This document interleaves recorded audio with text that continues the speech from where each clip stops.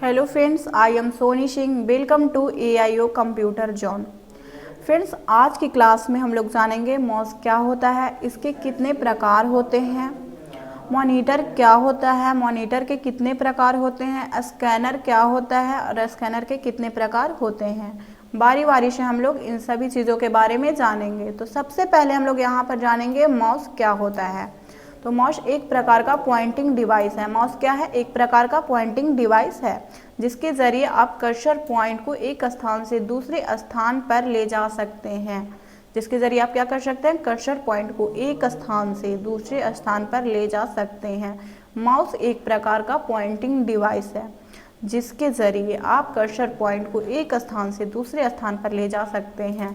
Cursor point means अभी mouse का जो कर्सर है वो माइक्रोसॉफ्ट एक्सेल के पास है, अब व्हाट्सएप के पास है, अब एनीडेस्क के पास है, कैलकुलेटर के पास है। तो आप माउस की हेल्प से इस कर्सर पॉइंट को एक स्थान से दूसरे स्थान पर ले जा सकते हैं। तो अब आपको यहाँ तक समझ आ गया होगा। हम लोग आगे बात करते हैं। हम लोग माउस में मुख्यतः कितने बटन होते हैं हम लोग जानेंगे। माउस में मुख्यतः कितने बटन होते हैं? तो माउस में मुख्यतः 3 बटन होते हैं। कितने बटन होते हैं? 3 बटन होते हैं। तो आप ये लेफ्ट साइड में देख पा रहे होंगे, इसे हम लोग लेफ्ट बटन कहते हैं। इसे क्या कहा जाता है? लेफ्ट बटन, या फिर प्राइमरी बटन भी आप कह सकते हो। एंड ये जो राइट साइड में बटन दिखाई दे रहा है इसे सेकेंडरी बटन कहा जाता है, या फिर आप राइट बटन भी कह सकते हो।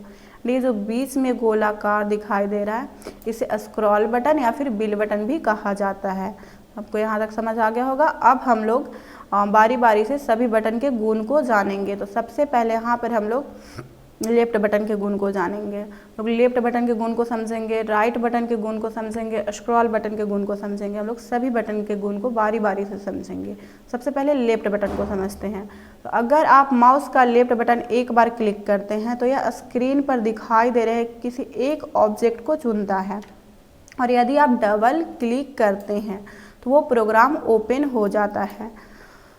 सिंपल समझिए, यहाँ पर अगर आप माउस का लेफ्ट बटन एक बार क्लिक करते हैं तो यह स्क्रीन पर दिखाई दे रहा किसी एक ऑब्जेक्ट को क्या करता है? चुनता है, चूज करता है। और यदि आप डबल क्लिक करते हैं तो वह क्या होता है? फिर वह ओपन हो जाता है। जैसे मैं आपको दिखा दूँ, अगर आप माउस का लेफ्ट बटन एक बार इस पर प्रेस करोगे तो ये क्या होगा? ये चूज हो जाएगा। और अगर आप डबल क्लिक करोगे तो ये ओपन हो जाएगा। तो आप समझ गए होंगे। चलिए आगे बात करते हैं। साथ ही साथ इस बटन की मदद से आप किसी भी एक या एक से अधिक ऑब्जेक्ट को ड्रैग या ड्रॉप कर सकते हैं। साथ ही साथ इस बटन की मदद से आप किसी भी एक या एक से अधिक ऑब्जेक्ट को ड्रैग एंड ड्रॉप कर सकते हैं। इस बटन की हेल्प से आप मान लो आप MS पेंट में वर्क कर रहे हो और आपने बहुत सारे शेप को इंसर्ट कर रखा है, तो आप इस बटन की हेल्प से मीन्स लेफ्ट बटन की हेल्प से उसे ड्रैग कर सकते हो, ड्रॉप कर सकते हो, सिलेक्ट कर सकते हो। तो अब आगे बात करते हैं राइट बटन। तो अगर आप माउस का राइट बटन क्लिक करते हैं तो आप किसी चुने हुए ऑब्जेक्ट के गुण को एक्सेस कर सकते हैं। यदि आप राइट बटन क्लिक करते हैं तो आप किसी चुने हुए ऑब्जेक्ट को क्या कर सकते हैं? गुण को एक्सेस कर सकते हैं। मैं इस पर राइट क्लिक करूंगी तो ये क्या? इसके गुण को बताएगा, प्रॉपर्टीज़ को बताएगा। तो आप राइट क्लिक करके इसके गुण को जान सकते हैं, प्रॉपर्टीज़ को जान सकते हैं, शेयर कर सकते हैं, सेंड कर सकते हैं, कॉपी कर सकते हैं। आपको यहाँ तक समझ आ गया होगा। सिंपल समझो। अगर आप माउस का लेफ्ट बटन किसी भी ऑब्जेक्ट के ऊपर एक बार क्लिक करोगे तो क्या होगा? वह चूज हो जाएगा, सिलेक्ट हो जाएगा। यदि आप माउस का लेफ्ट बटन डबल क्लिक करते हो, 2 बार क्लिक करते हो और किसी भी फोल्डर के ऊपर, तो क्या होगा? वह ओपन हो जाएगा। और यदि आप राइट बटन क्लिक करते हो तो उसके प्रॉपर्टीज़ को बताएगा, गुण को बताएगा। आपको यहाँ तक समझ आ गया होगा। अब हम लोग बात करते हैं आगे। हम लोग स्क्रॉल बटन के बारे में जानते हैं। तो इस बटन का इस्तेमाल किसी बड़े डॉक्यूमेंट्स को स्क्रॉल करके देखने के लिए किया जाता है। स्क्रॉल बटन का यूज किसी बड़े डॉक्यूमेंट्स को स्क्रॉल करके देखने के लिए किया जाता है। बड़े डॉक्यूमेंट्स मीन्स 10 पेजेस का डॉक्यूमेंट्स हो, 20 पेजेस का डॉक्यूमेंट्स हो, तो आप उसे कुछ इस तरीके से स्क्रॉल करके एक पेज से दूसरे पेज में जा सकते हैं और आसानी से देख सकते हैं। तो आपको यहाँ तक समझ आ गया होगा। अब हम लोग बात करेंगे इस टॉपिक पर। माउस के प्रकारों को जानेंगे। तो माउस मुख्यतः 3 प्रकार के होते हैं। माउस कितने प्रकार के होते हैं? तो मुख्यतः 3 प्रकार के होते हैं। फर्स्ट है मैकेनिकल माउस। तो ये माउस सबसे पुराना है और ये पहले के ज़माने में प्रयोग किया जाता था, जो कि यूज़र को बहुत ही ज़्यादा दिक्कत होता था। मैकेनिकल माउस सबसे पुराना, बगल के चित्र में देख सकते हो, यही है मैकेनिकल माउस। तो ये माउस सबसे पुराना है।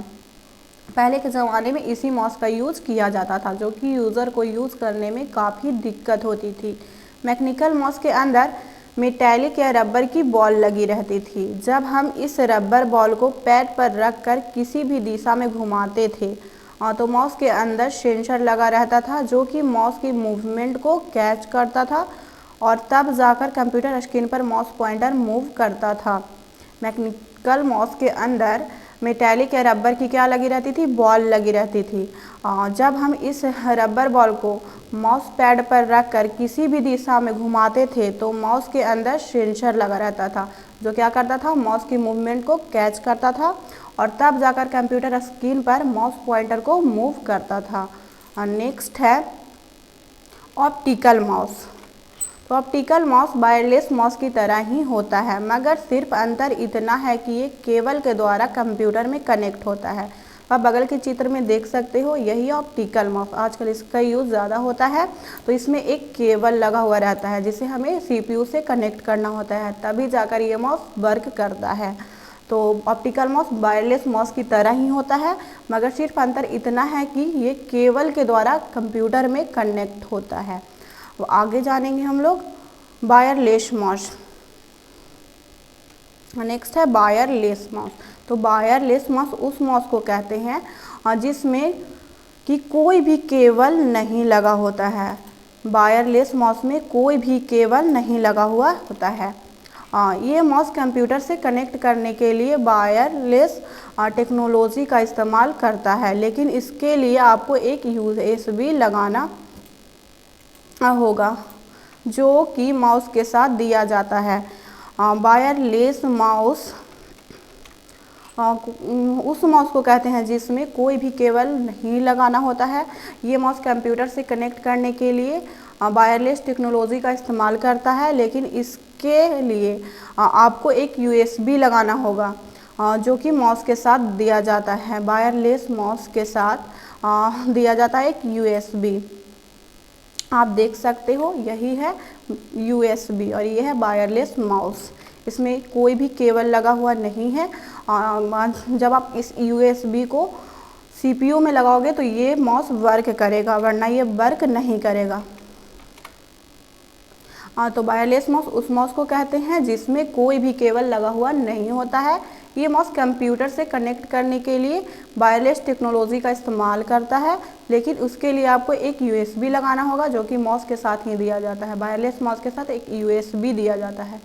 ये USB है, इसे ही आप CPU में लगाओगे तो ये माउस वर्क करेगा। नेक्स्ट हम लोग जानेंगे मॉनिटर क्या है एवं इसके प्रकार को। तो सबसे पहले हम लोग यहाँ पर जानेंगे मॉनिटर क्या है। तो मॉनिटर एक आउटपुट डिवाइस है। मॉनिटर क्या है? एक आउटपुट डिवाइस है, जिसे हम लोग VDU यानी वर्चुअल डिस्प्ले डिवाइस भी कहते हैं। मॉनिटर कंप्यूटर से प्राप्त परिणाम को स्क्रीन पर सॉफ्ट कॉपी के रूप में दिखाता है। अब स्क्रीन पर ये क्या दिखाएगा, ये आपके एप्लीकेशन और आपके ऊपर निर्भर करता है। मॉनिटर एक आउटपुट डिवाइस है। मॉनिटर क्या है? एक आउटपुट डिवाइस है, जिसे हम लोग VDU यानी वर्चुअल डिस्प्ले डिवाइस भी कहते हैं। मॉनिटर कंप्यूटर से प्राप्त परिणाम यानी रिजल्ट को स्क्रीन पर सॉफ्ट कॉपी के रूप में दिखाता है। मॉनिटर कंप्यूटर से प्राप्त रिजल्ट को स्क्रीन पर सॉफ्ट कॉपी के रूप में दिखाता है। अब स्क्रीन पर ये क्या दिखाएगा, ये आपके एप्लीकेशन और आपके ऊपर निर्भर करता है। अब ये स्क्रीन पर क्या दिखाएगा वो आपके एप्लीकेशन पे डिपेंड करेगा, आपके सॉफ्टवेयर पे डिपेंड करता है। आगे हम लोग जानेंगे मॉनिटर कई तरह के होते हैं। मॉनिटर कई तरह के होते हैं। तो फर्स्ट है CRT, जिसका पूरा नाम कैथोड रे ट्यूब होता है। तो यह मॉनिटर आयतकार बॉक्स की तरह होता है, जो पहले के ज़माने में डेस्कटॉप कंप्यूटर के साथ आउटपुट देखने के लिए किया जाता है, मगर ये काफ़ी बड़ा और भारी होता है। CRT जो मॉनिटर है वो आयतकार बॉक्स की तरह होता है। आप बगल के चित्र में देख सकते हो, ये CRT मॉनिटर है। ये एक आयतकार बॉक्स की तरह होता है जो पहले के ज़माने में डेस्कटॉप कंप्यूटर के साथ आउटपुट देखने के लिए किया जाता था, मगर ये काफ़ी बड़ा और काफ़ी भारी होता था। CRT जो मॉनिटर होता था वो काफ़ी बड़ा भी होता था और काफ़ी भारी भी होता था। तो नेक्स्ट है LCD, जिसका पूरा नाम लिक्विड क्रिस्टल डिस्प्ले होता है। LCD लिक्विड क्रिस्टल डिस्प्ले आजकल सबसे अधिक प्रयोग होने वाला मॉनिटर है जो कि डेस्कटॉप कंप्यूटर के साथ आउटपुट देखने के लिए किया जाता है। मैं आपको बता दूं, ये CRT से कम हल्का होता है। ये CRT से कम हल्का होता है, परंतु ये काफ़ी महंगा होता है। ये LCD जो मॉनिटर है वो CRT से कम हल्का होता है, परंतु ये काफ़ी महंगा होता है। आप बगल के चित्र में देख सकते हो, यही है LCD मॉनिटर।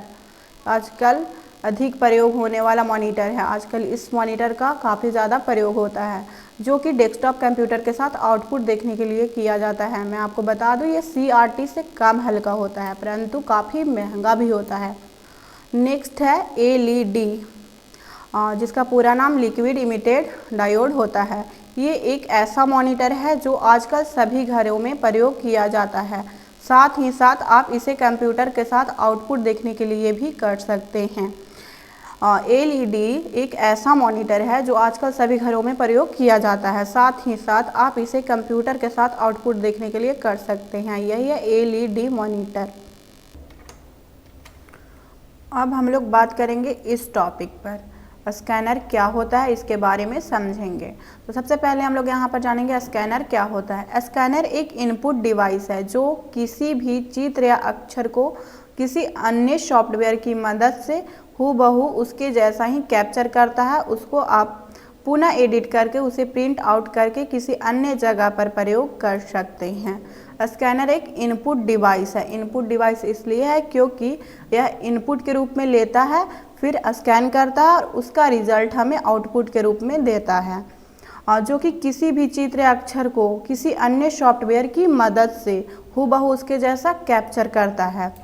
मतलब किसी भी डॉक्यूमेंट को स्कैन करके बिल्कुल उसके जैसा ही कैप्चर करता है और उसका रिजल्ट देता है, जिसको आप पुनः एडिट करके उसे प्रिंट आउट करके किसी भी अन्य जगह पर प्रयोग कर सकते हैं।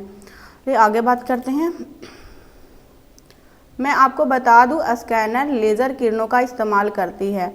स्कैनर किस किरण का यूज़ करती है? तो लेज़र किरण का इस्तेमाल करती है और उसका आउटपुट रिजल्ट आपको मॉनिटर पर दिखाई देता है, जो डॉक्यूमेंट आपने इस डिवाइस में स्कैन करने के लिए डाला था। आगे बात करते हैं। साथ ही मैं आपको बता दूं कि स्कैनर एक तरह के नहीं होते हैं। स्कैनर एक तरह के नहीं होते हैं, इसके कई प्रकार होते हैं।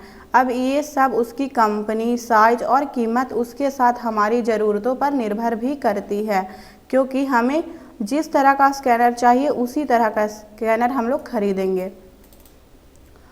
तो स्कैनर के कुछ प्रकार को हम लोग जानते हैं। फर्स्ट है फ्लैट बेड स्कैनर।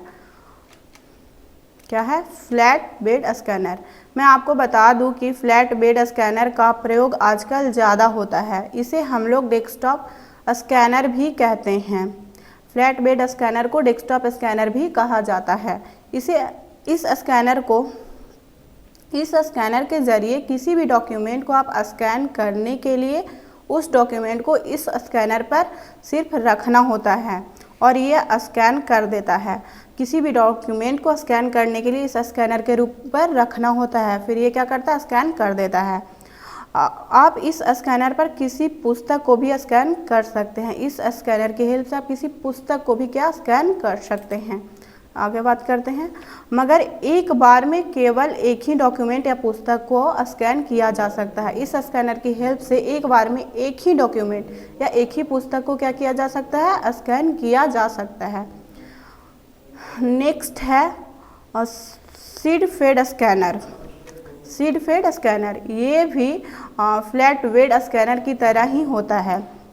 ये भी क्या होता है? फ्लैट बेड स्कैनर की तरह ही होता है। मगर इसके अंदर किसी भी डॉक्यूमेंट को डालना होता है। आप बगल के चित्र में देख सकते हो, इसके अंदर किसी भी डॉक्यूमेंट को क्या करना होता है, डालना होता है, और ये स्कैनर उस डॉक्यूमेंट को धीरे धीरे अंदर की ओर खींचता है और वो डॉक्यूमेंट धीरे धीरे स्कैन होता जाता है। हालांकि इस स्कैनर से आप एक बार में कई सारे डॉक्यूमेंट को स्कैन कर सकते हैं, मगर इसके अंदर पुस्तक को स्कैन नहीं किया जा सकता है क्योंकि इसके ट्रे में उतना ही जगह नहीं होता है। इसके ट्रे में उतना जगह नहीं होता है, तो आप एक बार में एक पुस्तक को भी स्कैन इसमें नहीं किया जा सकता है। आप पेज को कर सकते हो, हालांकि इस स्कैनर से एक बार में आप कई सारे डॉक्यूमेंट्स को स्कैन कर सकते हो, लेकिन पुस्तक को स्कैन नहीं कर सकते हो क्योंकि इसके ट्रे में उतना ही जगह होता है। चलिए आगे बात करते हैं। नेक्स्ट है हैंड हेल्प स्कैनर। क्या है? Hand help scanner. तो इसके नाम से ही ये पता चल रहा है कि इसको चलाने के लिए हैंड का सहायता लेना पड़ेगा। इस स्कैनर का प्रयोग किसी छोटे मोटे टेक्स्ट को स्कैन करने के लिए किया जाता है। हैंड हेल्प स्कैनर का यूज़ छोटे मोटे टेक्स्ट को स्कैन करने में किया जाता है। इस स्कैनर का यूज़ बड़े बड़े कंपनियों में किया जाता है, या फिर आप कहीं मॉल चले जाओ तो इस स्कैनर की हेल्प से वो डायरेक्टली स्कैन करके उसका प्राइस बता देता है। आप जिस टेक्स्ट को स्कैन करना चाहते हो तो आपको वहाँ पर इस स्कैनर को ले जाना पड़ेगा। आप जिस भी टेक्स्ट को स्कैन करना चाहते हो इस स्कैनर की हेल्प से, तो आपको इस स्कैनर को उस टेक्स्ट के पास लेकर जाना पड़ेगा। तो फ्रेंड्स नेक्स्ट है ड्रम स्कैनर। क्या है? Drum scanner. तो आजकल ये स्कैनर बहुत ही ज़्यादा प्रयोग में आ रहा है क्योंकि इस स्कैनर से छोटे छोटे इमेज को भी बहुत आसानी से स्कैन किया जा सकता है। इसकी सबसे बड़ी यही खासियत है, इसलिए इस स्कैनर का प्रयोग पुस्तक छपने या अन्य प्रकाशन वाली कंपनियां बहुत ज़्यादा करती है। ड्रम स्कैनर बहुत ही ज़्यादा प्रयोग में आजकल आ रहा है क्योंकि इस स्कैनर से यानी ड्रम स्कैनर से ये छोटे मोटे इमेज को भी क्या करता है, स्कैन कर लेता है बहुत आसानी से।